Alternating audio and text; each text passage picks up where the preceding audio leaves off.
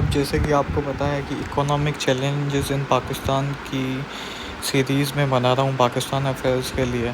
तो उसमें basic concepts जो हैं इकोनॉमिक्स के रिलेटेड, जिनमें से क्वेश्चंस या एमसीक्यूज़ या फिर इंटरव्यू में जो क्वेश्चंस पूछे जाते हैं सीरीज़ में, वो मैं इसमें एक्सप्लेन करूँगा। उसमें सबसे पहले जो मोस्ट इम्पॉर्टेंट थीम क्वेश्चन पूछा जाता है, that is what is fiscal deficit. अब fiscal deficit is basically the difference between total expenditure, total government's expenditure and income. This difference is known as fiscal deficit. अब इसका formula क्या है? Expenditure minus revenue और income. For example, अब fiscal deficit हम कैसे निकालेंगे? फॉर एग्जांपल, अगर कोई गवर्नमेंट है, उसका जो एक्सपेंडिचर है इट इज़ 160 बिलियन और उसकी जो रेवेन्यू या इनकम जो है इट इज़ 100 बिलियन, तो जो फिस्कल डेफिसिट होगा इट विल बी 60 बिलियन।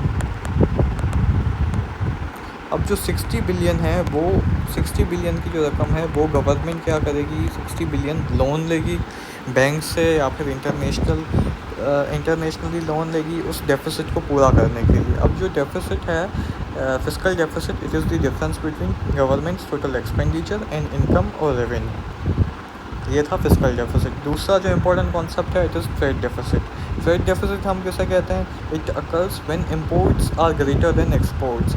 अब इसका फार्मूला यह है कि imports minus exports. For example, अगर कोई कंट्री है वो इम्पोर्ट्स करती है $100 बिलियन की और उसकी एक्सपोर्ट्स है $50 बिलियन, तो जो ट्रेड डेफिसिट होगा it will be trade deficit will be $50 billion. ये भी एक इम्पॉर्टेंट कॉन्सेप्ट है। ये बहुत बेसिक कॉन्सेप्ट्स हैं लेकिन लोगों को इनके बारे में पता नहीं होता। तो और जो तीसरा कॉन्सेप्ट है it is current account deficit. अब करंट अकाउंट डेफिसिट हम कैसे कहते हैं? The deficit that occurs when the total foreign exchange currency outflow is greater than the inflow. ये बहुत इंपॉर्टेंट कॉन्सेप्ट है। आउटफ्लो जो है it is greater than inflow. अब किसका आउटफ्लो ज़्यादा है इनफ्लो से? ये हम किसके मुताबिक कह रहे हैं, किसके बारे में कह रहे हैं? About the foreign currency. अगर जो फॉरेन करेंसी है उसका जो आउटफ्लो है वो ज़्यादा हो इनफ्लो से, मतलब बेसिकली हम बात किसकी कर रहे हैं? यूएसडी की बात करें, डॉलर की बात करें।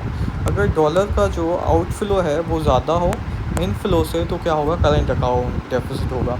अब वो आउटफ्लो किसके ज़रिए हो सकता है? इम्पोर्ट्स अगर हम करेंगे तो जो डॉलर होगा वो मुल्क से बाहर जाएगा, तो ये आउटफ्लो हो गया।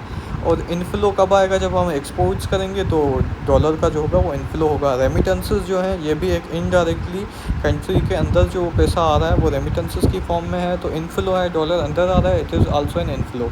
अब आउटफ्लो और इनफ्लो का जब हम डिफरेंस निकालेंगे तो हमें क्या मिलेगा? Current account deficit. अब फॉर एग्जांपल, एक मुल्क है, उसने इम्पोर्ट्स जो हैं वो किए हैं कितने? $70 बिलियन के उसने किए हैं इम्पोर्ट्स।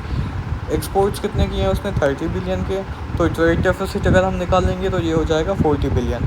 और रेमिटेंसेस जो, मतलब रेमिटेंसेस किसे कहते हैं? जो अगर किसी की फैमिली बाहर है तो फैमिली का फ़र्द बाहर रह रहा है और जो पैसे वो पाकिस्तान भेज रहा है उसे हम कहते हैं रेमिटेंसेस।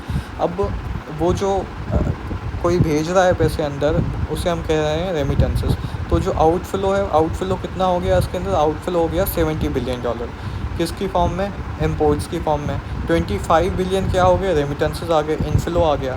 30 बिलियन क्या हो गया? Inflow in the form of exports हो गए। अब 70 ये हो गया और ये हो गया 55, तो 70 माइनस 55 हमें क्या मिल गया? $15 बिलियन। अब ये $15 बिलियन जो है it is the current account deficit. अब ये भी एक इम्पॉर्टेंट कॉन्सेप्ट है जो पूछा जाता है इकोनॉमी से रिलेटेड। और दूसरा है प्राइमरी डेफिसिट। अब प्राइमरी डेफिसिट हम किसे कहते हैं? Governments over spending apart from interest payment on previous loans is called primary deficit. अब इसका मतलब ये है कि अगर गवर्नमेंट का एक्सपेंडिचर कितना था? 160 बिलियन। इनकम कितनी थी? 100 बिलियन। तो फिस्कल डेफिसिट कितना हो गया? 60 बिलियन। लेकिन अब जो 140 बिलियन जो है गवर्नमेंट इसमें से क्या दे रही है? इंटरेस्ट पे कर रही है। और जो एक्स्ट्रा गवर्नमेंट खुद एक्सपेंस कर रही है वो है $20 बिलियन। तो हम इसमें से क्या पूछते हैं, क्या कहते हैं प्राइमरी डेफिसिट को? Over spending apart from interest payment on previous loan. Over spending apart from interest payment. तो इंटरेस्ट पेमेंट जो है वो कितनी हो गई? 40 बिलियन हो गई। और जो apart from interest payment, interest हो गया 40 बिलियन, तो मतलब इसके सिवा जो दूसरी एक्स्ट्रा एक्सपेंसेस हैं वो कितने हो गए 20 बिलियन।